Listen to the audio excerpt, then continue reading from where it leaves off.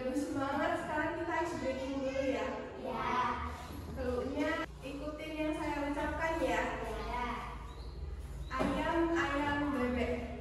Ayam, ayam, bebek. Bebek, bebek, ayam. Bebek, bebek, ayam.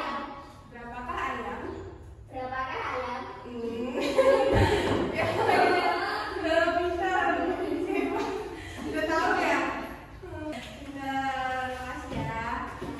Materi hari ini kita akan mempelajari mengenali perbedaan dalam keberagaman Indonesia. Ibu bawa poster, bisa dilihat ya. Kelihatan?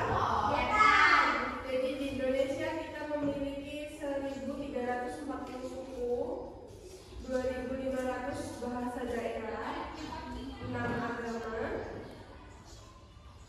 Bahkan negara peserta KTT Asia Afrika menjadikan Indonesia sebagai rujukan untuk mengelola keberagaman suku, agama, ras, dan antar golongannya.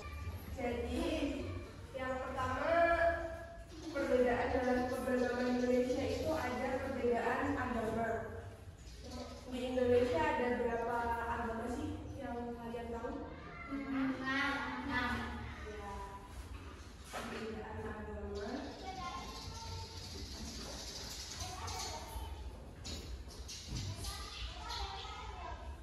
Di Indonesia ada 6 agama ya. Yang pertama agama apa aja? Islam. Kristen. Hindu. Katolik. Konghucu. Buddha. Dengan ritual, kitab suci dan hari raya yang berbeda. Seperti tempat beribadah kan udah beda ya tempatnya ya. Kayak Islam ibadahnya di masjid, Kristen di gereja, lalu Hindu di mana? Untuk tempat ibadah kita tahu ya teman-teman ya. Di gereja, villa, masjid, sama kelenteng. Setiap agama memiliki keyakinan, ritual, kitab suci, dan hari raya yang berbeda-beda. Dan penganut kepercayaan lainnya memiliki cara ibadah yang khas. Nah, dari perbedaan ini adalah kekayaan yang harus kita pahami dan kita hormati. Yang kedua ada perbedaan suku. Ratusan suku bangsa Indonesia memiliki daerah, adat istiadat, sistem kerabatan, seni tari, musik, pakaian adat, dan rumah adat yang unik. Contohnya kalau di Jawa kan terkenalnya dengan batik dan gamelan. Lalu kalau di suku Batak dengan ulos dan rumah bolon. Suku Batak dengan kato dan mandau, dan masih banyak lagi. Contoh ragam budaya Indonesia. Suku Jawa, yang ini suku Batak,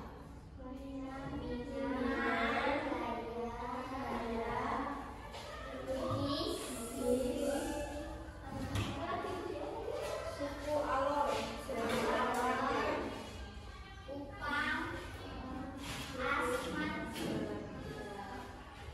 terus perbedaan ini mencerminkan kekayaan budaya bangsa. Lalu yang ketiga ada perbedaan ras. Perbedaan ras ini terlihatnya dari ciri fisik seperti warna kulit.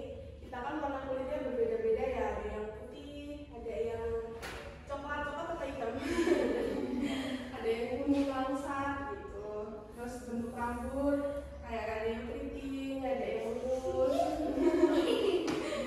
dan bentuk mata. Matanya kan jadi sipit sampai belok gitu.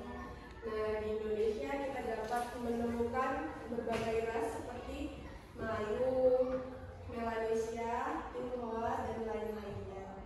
Perbedaan ini adalah bagian dari keragaman biologis bangsa kita. Nah, kenapa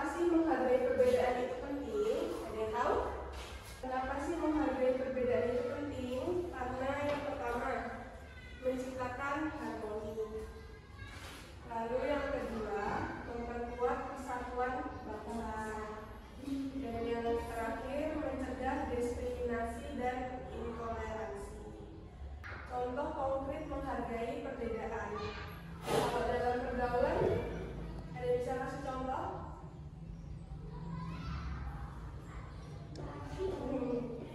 Contohnya kalau dalam pergaulan itu tidak memilih teman berdasarkan suku, agama, dan ras.